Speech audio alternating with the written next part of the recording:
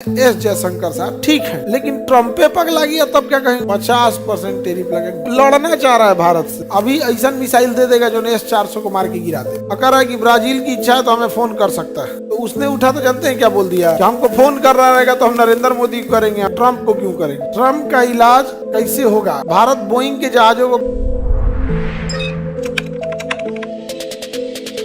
Trump पगला गया, देख रहे हैं ना कितना टेरिफ लगा दिया, 50% टेरिफ लगे। गजब पागल आदमी है यहाँ पे। अभी बढ़ा के लड़ना चाह रहा है भारत से। भारत बोइंग के जहाजों को कैंसिल कर दे, अमेरिका से खरीदने वाले बोइंग जहाज को कैंसिल करके रसिया से जहाज खरीदे या फिर फ्रांस से एयरबस खरीदे। वैसे भी बोइंग जहाज ठीक नहीं है, उसकी हाइट इतनी कम है कि इमरजेंसी लैंडिंग में ग्राउंड से टच हो जाएगा, खेत पे उतरेगा। बोइंग की जहाज ठीक नहीं है। खैर जो पहली बार जहाज में बैठता है उसको बस विंडो सीट से मतलब होता है, हमारा किनारे का सीट मिल जाए, बाकी से उसको कोई मतलब नहीं होता। हम लोग इतना ज्यादा कर्जा लिए हैं कि हमारे इनकम का अगर सबसे बड़ा स्रोत है कोई तो विदेशी कर्जा, और अगर खर्चा का भी सबसे बड़ा स्रोत है तो उस कर्जा पे चुका गया ब्याज, EMI या ब्याज। जैसे जापान का जो बैंक होता है तो वो सबसे कम रेट पे लोन देता है, सबसे कम रेट पे लोन देता है, लेकिन सबसे ज्यादा काम लेता है।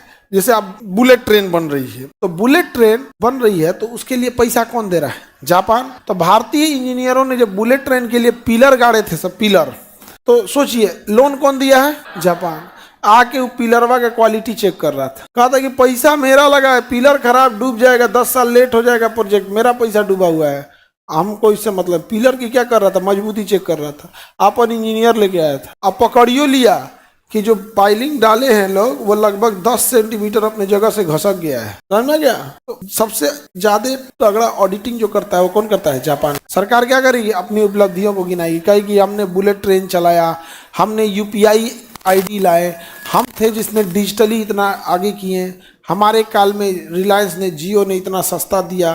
तो सरकार की बहुत सारी उपलब्धियां होती हैं, जो आपको कुछ उपलब्धियां प्रत्यक्ष दिखती हैं, कुछ उपलब्धियां नहीं दिखती हैं। तो इसका मतलब ही नहीं कि सरकार काम नहीं कर रही है। जैसे विदेश नीति के मामले में एस जयशंकर साहब ठीक हैं, लेकिन ट्रम्प पे पगला गया तब क्या कहेंगे? अपने से बताओ, ट्रम्प पे पगला गया तो क्या कहेंगे लोग? और हम लोग ज्यादा कुछ बोलेंगे तो हम आत्मनिर्भर नहीं है। अभी ऐसा मिसाइल दे देगा जो S-400 को मार के गिरा दे या राफेल को मार के गिरा दे, तो भारत को क्या करना पड़ेगा? कंप्रोमाइज करना पड़ेगा। ट्रम्प का इलाज कैसे होगा? देखो जब पैसा का गर्मी चढ़ जाता है ना तो बहुत दिक्कत होता है। ट्रम्प जो है पागल हो चुका है, कोई इलाज नहीं उसका। कह रहा है ब्राजील के राष्ट्रपति से, ब्राजील के राष्ट्रपति कौन है?